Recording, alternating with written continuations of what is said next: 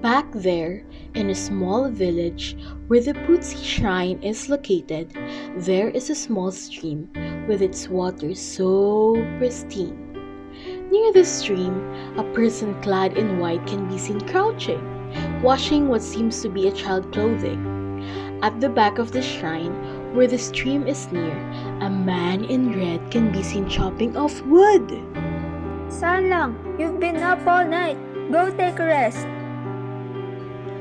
Shouted by the person in white to the man in red. The man stopped and shouted back. But Gega was up all night, so you should take a rest too. The two stared at each other, but later on continued what they were doing, and then came out from the shrine were two children, the older carrying the younger in a piggyback. The children looked so happy and energetic, especially Goosey, the younger one, who was suffering from a fever 8 hours ago, the reason why the two grown-ups were sleepless.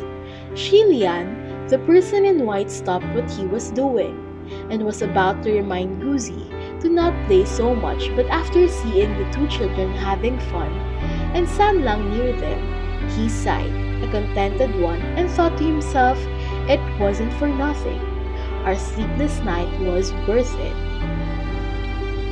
Shilian continued what he was doing, and then later on went to the temple to hang the garments that he washed and went inside to cook them a meal.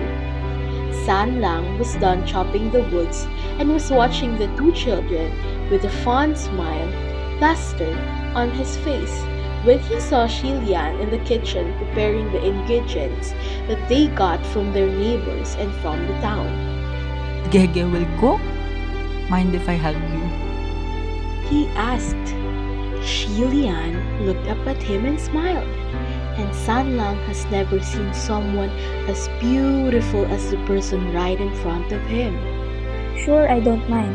You can cut the vegetables into cubes and I'll prepare the meat we bought from town. Shilian said while still smiling at him. Sanlang can't help but smile back to the person that he loves so much.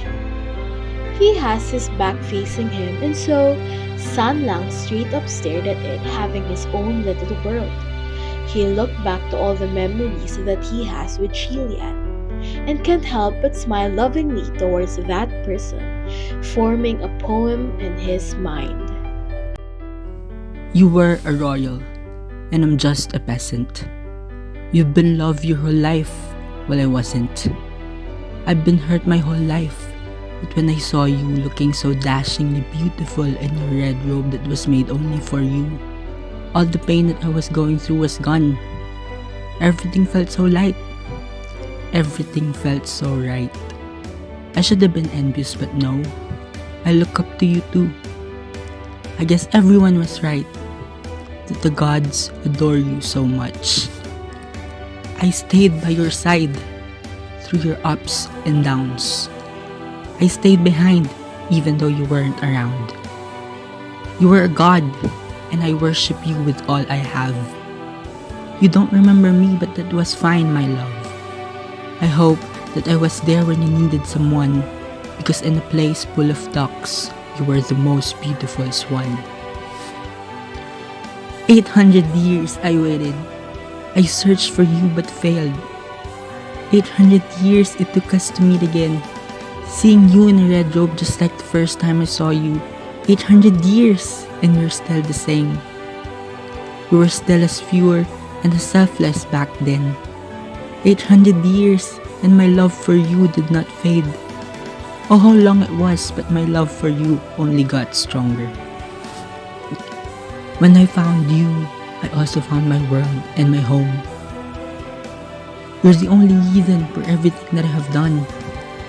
Now that I found you, I'm going to do what I failed to do back then. I'll do everything that I can to make you happy and safe. That white calamity won't be able to break you again. I'll be here with you and will fight for you till the end. I'll be here for you over and over again. And I will wait for you, even if it takes us another 800 years again. Saan lang? Hey, are you okay? He woke up from his thoughts when he felt a hand cupping his cheeks and a pair of eyes was directly staring at him looking so worried. He lifts his hand placing it atop on the pair of cold hands. Then he smiled. I'm fine. Why, what is it? Do you need help with something, Gege? Shi Lian then smiled and said, The food is cooked already. Let's eat.